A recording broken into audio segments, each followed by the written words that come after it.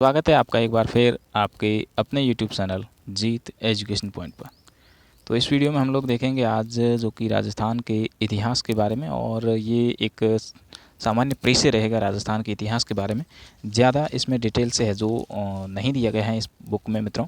तो हम लोग इस जो कि RBSC की आपको पता होगा जो बुक है क्लास 10th की इतिहास एवं कला संस्कृति, उसका हम लोग है जो अपने इस चैनल पर है जो एनालिसिस और जो वीडियोस है वो अपलोड कर रहे हैं।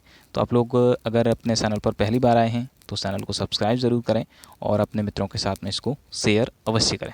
मित्रों, इससे पहले मैंने ये एक वीडियो बनाया था इसी टॉपिक पर, लेकिन वो वीडियो किसी कारणवश है जो अपलोड नहीं हो सका, इसलिए वापस दोबारा है जो ये वीडियो है जो बनाना पड़ रहा है। तो आप लोगों से रिक्वेस्ट है कि चैनल को सब्सक्राइब ज़रूर करें मित्रों, और अपने मित्रों के साथ में इसको शेयर ज़रूर करें।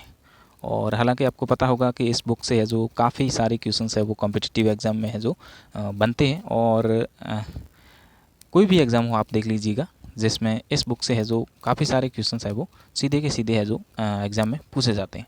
तो आप लोग ज़रूर इस बुक को एक बार ज़रूर देखिएगा। किसी भी एग्ज़ाम की अगर आप तैयारी कर रहे हैं तो इस बुक को एक बार पढ़ना चाहिए। और अगर आप बुक नहीं पढ़ रहे हैं तो आप ये वीडियो अगर देख लेते हैं तो भी आपको है जो काफ़ी सारी इसमें है जो मदद मिल सकती है, और काफ़ी सारे क्वेश्चंस आपको इसमें से है जो सीधे याद हो सकते हैं। तो आप लोग ज़रूर अपने चैनल से जुड़िएगा और अपने जो आसपास के जो मित्र हैं उनको भी अपने इस चैनल पर लाइएगा और उनको जोड़िए यहाँ पर और इसी प्रकार से आपको यहाँ पर कंटेंट है वो धीरे धीरे उपलब्ध होता रहेगा।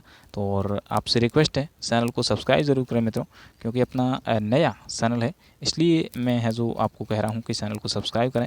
हालांकि आप लोग मित्रों आते हैं, वीडियो देखते हैं, लेकिन वीडियो का कुछ एक पार्ट देखते हैं तो आप लोगों को क्या पता नहीं पसंद आता है कि नहीं आता है, इसलिए आप लोग है जो वीडियोस को कम देखते हो। तो आप लोगों से रिक्वेस्ट है कि वीडियो को पूरा देखिएगा और चैनल को शेयर अवश्य करें मित्रों, ये आपसे गुजारिश है। और आप लोग ज़रूर इसमें है जो मेरी बात को है जो समझ रहे होंगे, तो आप लोग समझ पा रहे होंगे। तो करते हैं वीडियो की शुरुआत में मित्रों राजस्थान का इतिहास एक परिचय, जो कि 1949 ईस्वी से पूर्व राजस्थान नाम से किसी भौगोलिक इकाई का अस्तित्व नहीं था। यहाँ पर है जो राजस्थान का नाम है जो पहले नहीं था, यहाँ पर बाद में इसका नाम है जो राजस्थान पड़ा। पहले यहाँ पर इस भौगोलिक जो क्षेत्र हैं इसका कोई राजस्थान नाम से कोई नाम नहीं था। ऐसा माना जाता है कि 1800 ईस्वी में सर्वप्रथम जॉर्ज थॉमस ने जो इस भूभाग के लिए राजपुताना शब्द का प्रयोग किया था। किसने किया था? जॉर्ज थॉमस ने। और इसके बाद है जो 1829 में annuls and antiquities of Rajasthan के लेखक कर्नल जेम्स टॉड ने इस पुस्तक में इस प्रदेश का नाम है जो राजस्थान या राजस्थान रखा था। किसने रखा था? कर्नल जेम्स टॉड ने। अपनी पुस्तक थी annuls and antiquities of Rajasthan. ये बुक पूछी जाती है मित्रों एग्जाम में कि ये बुक किसकी है, तो ये कर्नल जेम्स टॉड के द्वारा है जो ये लिखी गई है। और स्वतंत्रता के बाद जब इस प्रदेश की विभिन्न रियासतों का एकीकरण हुआ तो 30 मार्च 1949 को सर्वसम्मति से इसका नाम है जो राजस्थान रखा गया। जो राजस्थान का चौथा चरण था वृहद राजस्थान, उसमें है जो इसका नाम है जो राजस्थान रखा गया था। ये 30 मार्च 1950 को है जो राजस्थान का चौथा चरण एकीकरण का उस समय। हालांकि आपको पता होगा मित्रों राजस्थान का एकीकरण है जो 7 चरणों में हुआ था, और जो चौथा चरण था आपका 30 मार्च 1949 उस समय है जो राजस्थान नाम रखा गया। आगे है प्राचीन साहित्य और अभिलेखों में वर्तमान राजस्थान के विभिन्न क्षेत्रों के भिन्न भिन्न नाम मिलते हैं, और कुछ क्षेत्र उनकी भौगोलिक विशेषताओं के आधार पर और कुछ क्षेत्र वहाँ पर बसी जातियों के नामों से जाने जाते हैं। ये आप लोगों को पता होगा मित्रों कि कोई भी अगर जाति विशेष है जो कहीं जाकर के बस जाती है तो उस क्षेत्र का है जो नाम भी उस जाति के आधार पर है जो रखा जाता है कि फलानी जाति है तो उसका है जो उस जगह या क्षेत्र का नाम है जो फलाना रख दिया जाता है। इस प्रकार से ऐसा प्रचलन में रहा है, पिछले जो प्राचीन टाइम में ऐसा रहा था। और नामों से जाने जाते थे। राजस्थान के प्राचीनतम नामों में जिनका उल्लेख ऋग्वेद में भी आया है, मरु, धन्व, जांगल, मत्स्य, सूरसेन आदि का नाम है जो किसमें आया है? ऋग्वेद में आया है इन नामों का उल्लेख। और मरु और धन्व दोनों का अर्थ एक ही है, और इनका प्रयोग है जो जोधपुर संभाग के मरुस्थल के लिए हुआ है। किसके लिए? ये मरुस्थल के लिए प्रयोग हुआ है। जोधपुर पहले मरु, फिर मरुवार, और फिर बाद में है जो और कालांतर में इसको है जो मारवाड़ कहा जाने लगा। बाद में धीरे धीरे इसको मरुवार के बाद में है जो अभी इसका नाम है जो मारवाड़ कहा जाने लगा। और जांगल शब्द का प्रयोग है जो उस क्षेत्र के लिए किया गया जहाँ समी, कैर या पीलू आदि होते हैं। जो क्या कहते हैं, खेजड़ी, कैर और पीलू जो जाल वृक्ष होता है उसका अगर बहुलता होती है तो वहाँ पर है जो इसका नाम है जो जांगल शब्द प्रयोग में लिया गया। और बीकानेर और नागौर के आसपास का क्षेत्र है जो जांगल देश कहलाता था। बीकानेर और नागौर के जो आसपास का क्षेत्र है वो प्राचीन टाइम में है जो जांगल देश के नाम से जाना जाता था। मत्स्य जिसका उल्लेख है जो महाभारत में एक राज्य के रूप में हुआ वह जयपुर, अलवर और भरतपुर तक विस्तृत था। मत्स्य जनपद था उसका महाभारत में भी उल्लेख हुआ है। और ये जो जयपुर, अलवर और भरतपुर का जो आसपास का क्षेत्र का जो एरियाज है, आपका जो क्षेत्र है वो है जो किस नाम से जाना जाता था, मत्स्य नाम से जाना जाता था।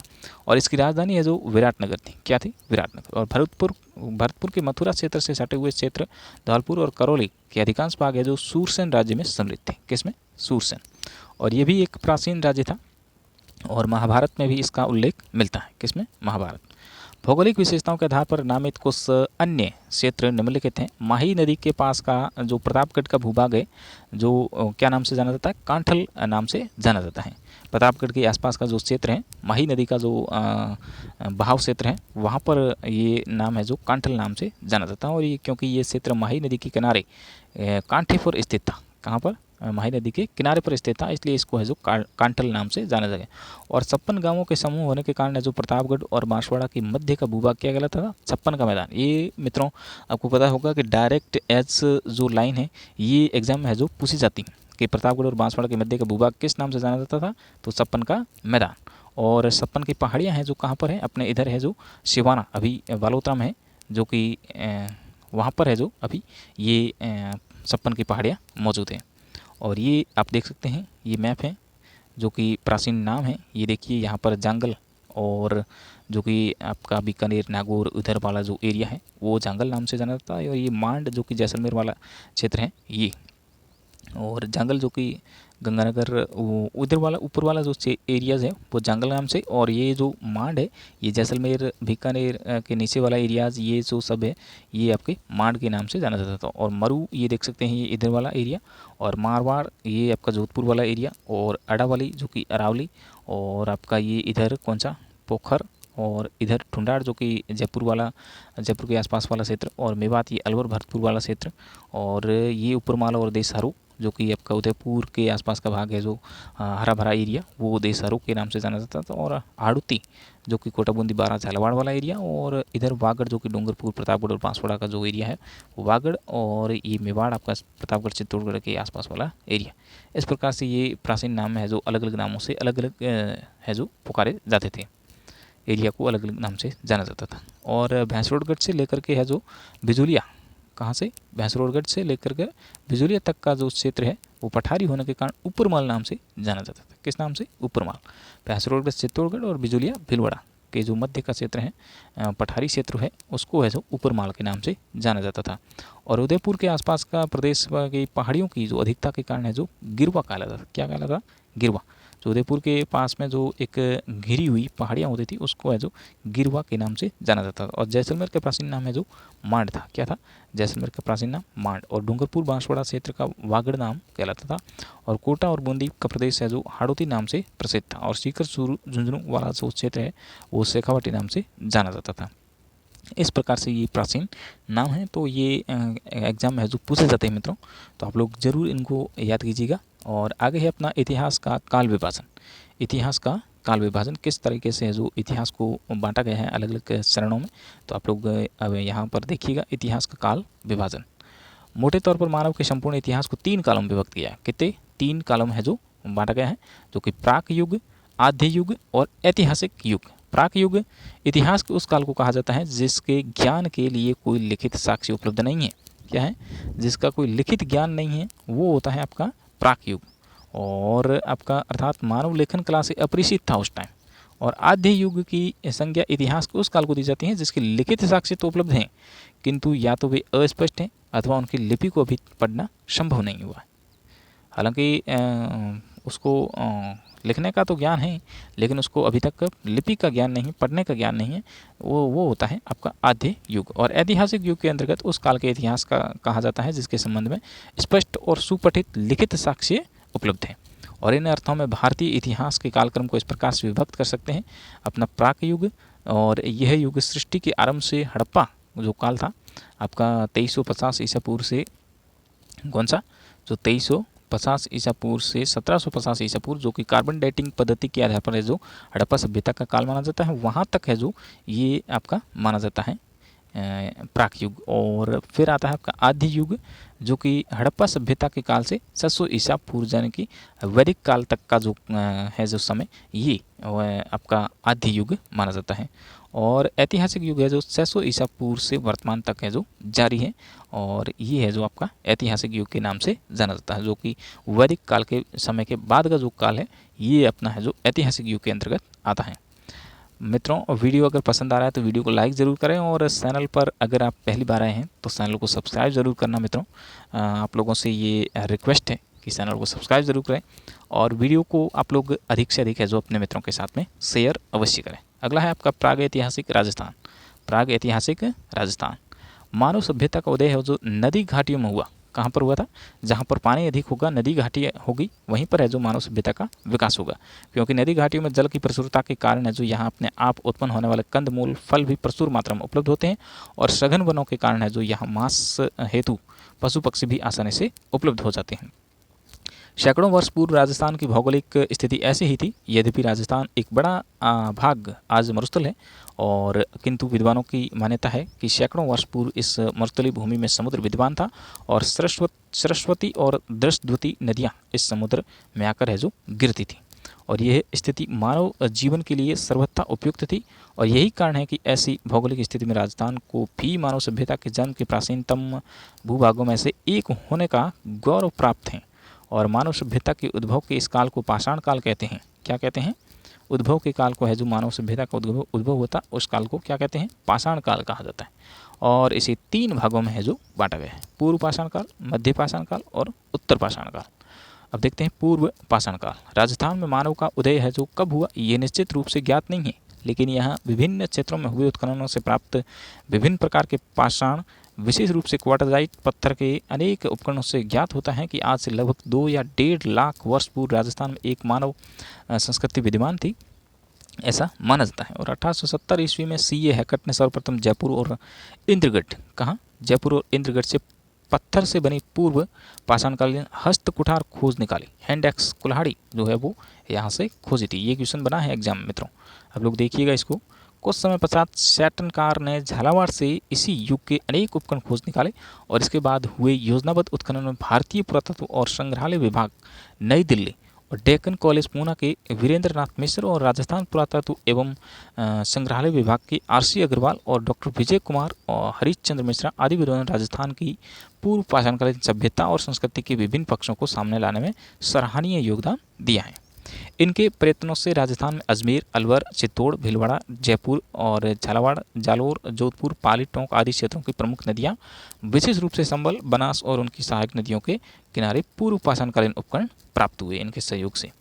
और जालोर से इस युग के उपकरणों की खोज का श्रेय B. ऑल्सिन को है, और स्पष्ट है कि उपयुक्त संपूर्ण भूभाग है जो पूर्व पाषाणकालीन संस्कृति का प्रसार क्षेत्र था। अगला है अपना मध्य पाषाण काल। मानव सभ्यता के क्रमिक विकास की कहानी की दूसरी कड़ी के रूप में राजस्थान अपना जो है वो राजस्थान के प्रागैतिहासिक काल में मध्य पाषाण काल रहा है। क्या रहा है? मध्य पाषाण काल। और पश्चिमी राजस्थान में लूणी और उसकी सहायक नदियों, चित्तौड़ की बेडस नदी घाटी और विराटनगर से मध्य पाषाणकालीन उपकरण मिले हैं। और इस काल के उपकरण है जो छोटे, हल्के और कुशलता से निर्मित हैं। ये उपकरण है जो jasper, agate, chert, carnelian, quartzite, chalcedony आदि पाषाणों से बने हैं, जिनमें ब्लेड, इग्रेवर और ट्रायंगल और क्रेसेंट, ट्रेपेज, स्क्रैपर, पॉइंटर आदि है जो उल्लेखनीय है। पत्थर के बने इन छोटे उपकरणों को माइक्रोलिथ, क्या कहा जाता था? माइक्रोलिथ यानी कि लघु पाषाण उपकरण कहा गया। अगला है आपका उत्तर पाषाण काल यानी नव पाषाण काल। भारत के अन्य भागों की भांति है जो राजस्थान में भी उत्तर पाषाणकालीन सभ्यता का उदय हुआ था, और अजमेर, नागौर, सीकर, झुंझुनू, जयपुर, उदयपुर, चित्तौड़, जोधपुर आदि स्थानों से है जो उत्तर पाषाणकालीन सभ्यता के अनेक उपकरण प्राप्त हुए, और जिनमें भीलवाड़ा के बागौर और मारवाड़ा के तिलवाड़ा नामक स्थानों से है जो प्राप्त उपकरण विशेष रूप से उल्लेखनीय है। कहाँ से? बागौर जो कि भीलवाड़ा और आपका तिलवाड़ा जो मारवाड़ का माना जाता है, वहाँ से है जो इसके उपकरण मिले हैं उत्तर पाषाण काल के। तिलवाड़ा जो कि अभी बालोतरा में चला गया है मित्रों, और बागोर अभी कहाँ पर है ये आप लोग कमेंट में बताएं मित्रों। आगे है अपना राजस्थान में धातु काल, ताम्र पाषाण, ताम्र एवं ताम्र कांस्य काल। धातु काल के अंतर्गत राजस्थान के भी अनेक स्थानों से ताम्र पाषाण व ताम्र काल के अवशेष मिले हैं, जो तत्कालीन युग में राजस्थान के मानव के सांस्कृतिक विकास पर पर्याप्त प्रकाश डालते हैं। राजस्थान की ताम्रकालीन संस्कृति के प्राचीन स्थलों में गणेश्वर जो कि सीकर में, मित्रों आप लोग इसको एक बार ज़रूर देखिएगा, ये अभी वर्तमान में कहाँ किस ज़िले में स्थित है। ये पुराना टाइम में जो छपी हुई बुक है, ये अभी अपने नए जो डिस्ट्रिक्ट बने हैं उनके आधार पर आप लोग एक बार ज़रूर देखिएगा ये प्राचीन में किस तरीके से हैं। गणेश्वर जो कि सीकर में दिया हुआ है, कालीबंगा हनुमानगढ़, किलून राजसमंद, अहाड़ व जाडोल उदयपुर, पिंड पांडलिया चित्तौड़, कुराड़ा जो कि नागौर, श्रावणिया व पुगल बीकानेर, नंदलालपुरा किराड़ोत व चीतवाड़ी जो कि जयपुर में, और एलाना जो जालोर में, बूढ़ा पुष्कर अजमेर, और कोल माहौली ये जवाई माधोपुर, और मलाह जो भरतपुर आदि है जो विशेष रूप से उल्लेखनीय है। मित्रों आप लोग इनका एक बार फिर से है जो देख लीजिएगा कि ये अभी वर्तमान में है जो कहाँ पर स्थित है। आगे है लोह काल। ताम्र और कांस्य काल के पश्चात लोहे का ज्ञान और उसका प्रयोग मानव इतिहास की युगांतकारी घटना थी, और इसने है जो कृषि उपकरणों तथा हथियारों की गुणवत्ता को बढ़ाकर सारे परिदृश्य को ही बदल दिया। लोहे का जब काल आया तो पूर्ण रूप से है जो लोग आत्मनिर्भर हो गए कि अब कोई भी काम है जो आसानी से किया जाने लगा था लोहे के आने के बाद में, और इसने है जो कृषि उपकरणों तथा हथियारों की गुणवत्ता को बढ़ाकर सारी परिदृश्य को बदल दिया था। क्योंकि जब कृषि के उपकरण बनेंगे और हथियार बनेंगे तो अपने आप है जो ये युग बदल जाता है कि नए नए आविष्कार होते रहेंगे यहाँ पे। तो राजस्थान में नोह, भरतपुर, जोधपुरा, जयपुर, चुनारी, झुंझुनू, रेड, टोंक आदि स्थानों से है जो लोह संस्कृति के समय के अनेक हथियार और उपकरण मिले हैं। कहाँ कहाँ से? नोह, भरतपुर, जोधपुरा, जयपुर, और चुनारी जो झुंझुनू, और रेड है जो टोंक आदि स्थानों से लोह संस्कृति के समय के अनेक हथियार और उपकरण मिले हैं। लोह से प्राप्त लोहे के अवशेष भारत में लोह युग के आरंभ होने की सीमा रेखा निर्धारित करने के महत्वपूर्ण स्रोत हैं। जोधपुरा तथा सोनारी से है जो लोहे को गलाने की भट्टियाँ और अस्त्र शस्त्र तथा उपकरण बनाने के कारखानों के अवशेष मिले। ठीक है, कहाँ पर? जोधपुरा तथा सोनारी से है जो लोहे को गलाने की भट्टियाँ मिली है। ये क्वेश्चन बना है मित्रों एग्जाम में। और रेड को तो लोह सामग्री की प्रचुरता के कारण प्राचीन राजस्थान के टाटा नगर के नाम से भी जाना जाता है। क्या नाम? टाटा नगर। और लोह काल के पश्चात भारत के अन्य भागों की भांति राजस्थान में भी स्लेटी रंग की चित्रित मृद भांड संस्कृति जो कि पेंटेड ग्रे वेयर का उदय हुआ, और इस संस्कृति के अवशेष विराटनगर व जोधपुरा, जयपुर, सोनारी, नोह आदि स्थानों से है जो मिले।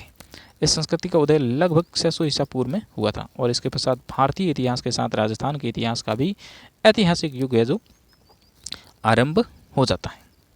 अब देखते हैं अपन राजस्थान की प्राचीन सभ्यताओं के बारे में। मित्रों आप लोगों को वीडियो अगर पसंद आ रहा है तो वीडियो को लाइक ज़रूर करें, और इस चैनल को सब्सक्राइब भी ज़रूर करना। मित्रों आप लोगों से ये गुजारिश, रिक्वेस्ट, अर्ज कह सकते हैं आप लोग, कोई भी नाम दे सकते हैं इसको। और अपना आगे है राजस्थान की प्राचीन सभ्यताएं। और मित्रों आप लोगों को पता होगा कि कोई भी यूट्यूब चैनल को आगे बढ़ने में है जो आप लोगों का प्यार और अभ्यर्थियों का प्यार है वो आगे बढ़ाता है। तो आप लोगों को यहाँ अपने इस चैनल पर है जो ऑथेंटिक जानकारी दी जाती है कोई भी, और अपने इस चैनल पर है जो कोई भी कंटेंट देखिए आप, वो एक बेहतरीन कंटेंट है जो आपको यहाँ पर मिलता रहेगा। तो आप लोग ज़रूर चैनल को है जो सब्सक्राइब करेंगे, ऐसी आशा और उम्मीद है। आगे है राजस्थान की प्राचीन सभ्यताएँ। कालीबंगा सभ्यता प्राचीन दृष्टवती और सरस्वती नदी घाटी जो कि वर्तमान में किस नाम से जाना है? घग्गर नदी के नाम से क्षेत्र में है जो हड़प्पा सभ्यता से भी प्राचीन कालीबंगा की सभ्यता विकसित हुई, और राजस्थान के हनुमानगढ़ जिले में स्थित यह सभ्यता आज से 6000 वर्ष से भी अधिक प्राचीन मानी जाती है। अभी देखिएगा मित्रों ये अभी कहाँ पर स्थित है कालीबंगा, एक बार ज़रूर देखिएगा ये कितना कहाँ परिवर्तन हुआ है, आप लोग इसको एक बार ज़रूर देखिए। इस स्थल का है जो कालीबंगा नाम यहाँ से खुदाई के दौरान प्राप्त काली सूढ़ियों के कारण पड़ा। क्यों पड़ा था कालीबंगा?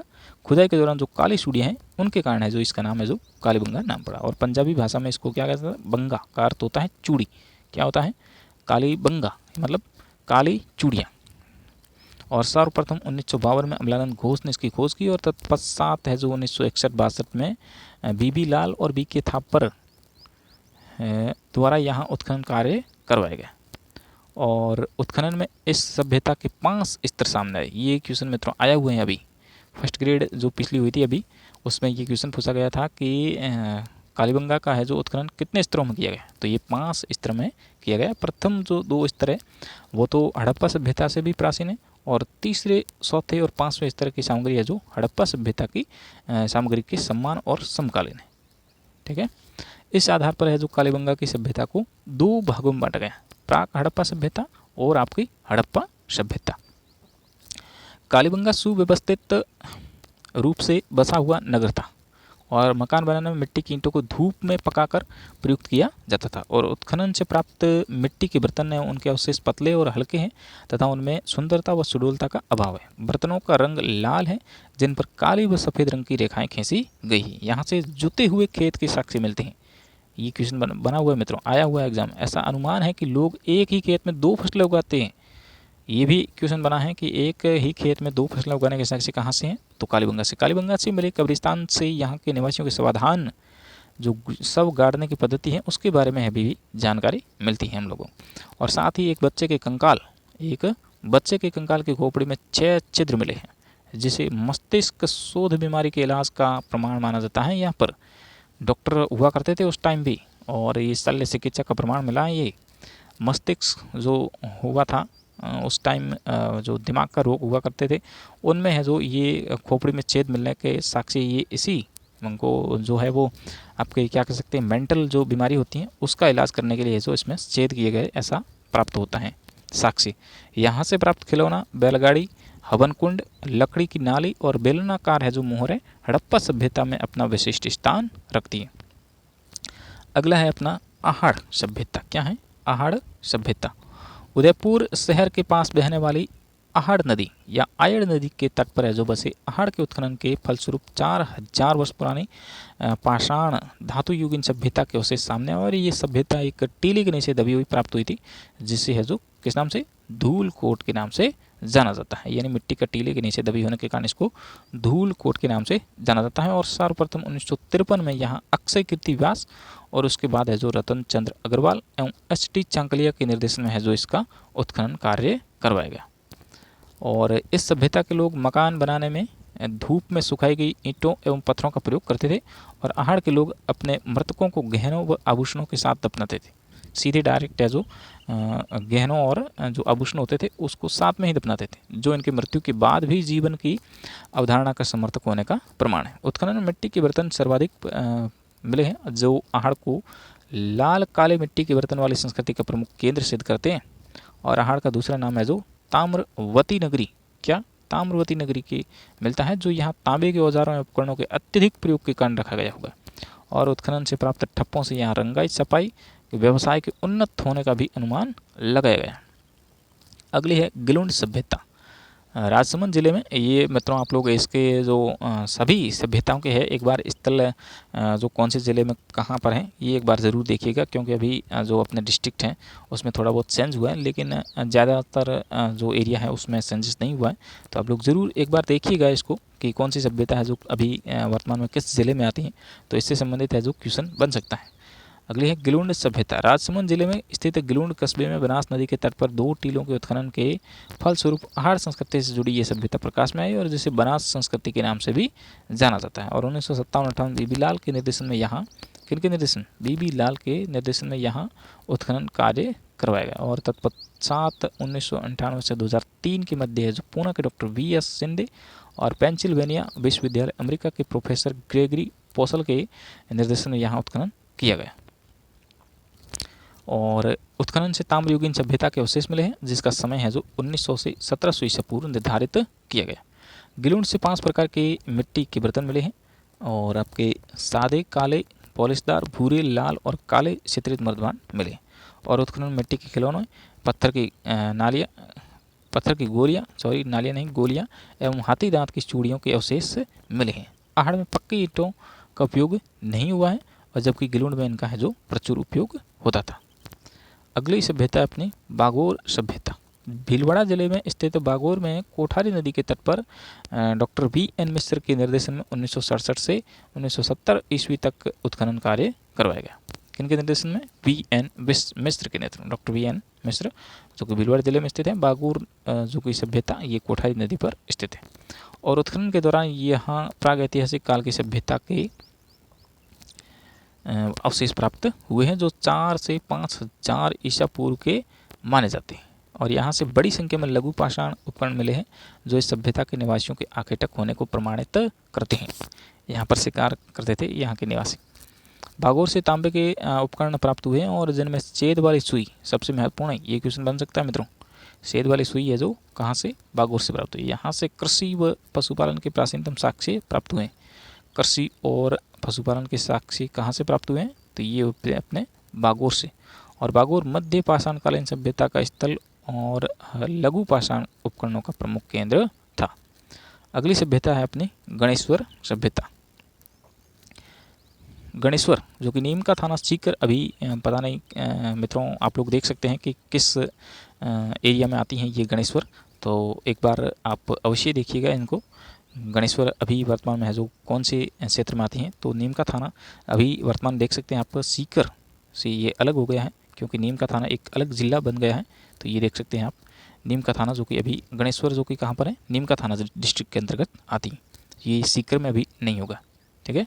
कांतली नदी के उद्गम पर स्थित ताम्रयुगीन संस्कृति का महत्वपूर्ण स्थल है, और रतन चंद्र अग्रवाल के निर्देशन में हुए उत्खनन से यहाँ 2800 ईसा पूर्व की सभ्यता के अवशेष है जो मिले हैं।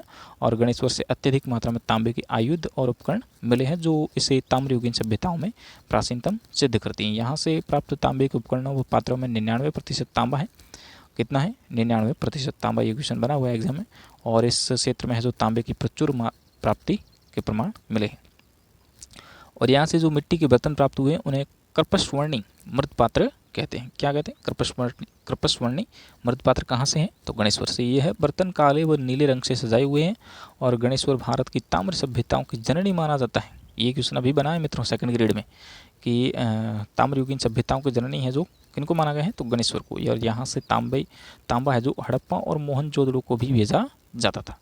तो आप देख सकते हैं मित्रों, ये नीम का थाना अभी डिस्ट्रिक्ट बना है, तो ये गणेश्वर है जो इसके अंतर्गत आ जाएगी, सीकर के अंतर्गत नहीं आएगी।